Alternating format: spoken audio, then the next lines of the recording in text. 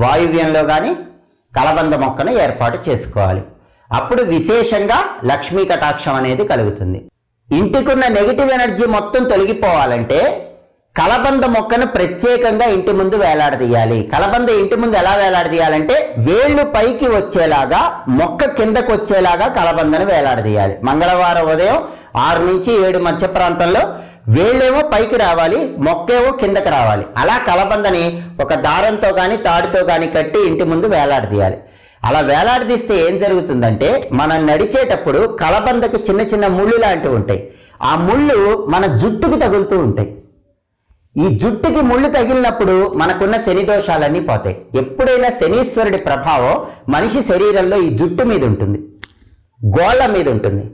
అందుకే ఎప్పుడైనా జుట్టు కత్తిరించుకుంటే శని దోషాలు పోతాయి, గోళ్ళు తీసేసుకుంటే శని దోషాలు పోతాయి. ఎవరైతే జుట్టు బాగా పెంచుతూ గోళ్ళు బాగా పెంచుతూ ఉంటారో వాళ్ళకి శని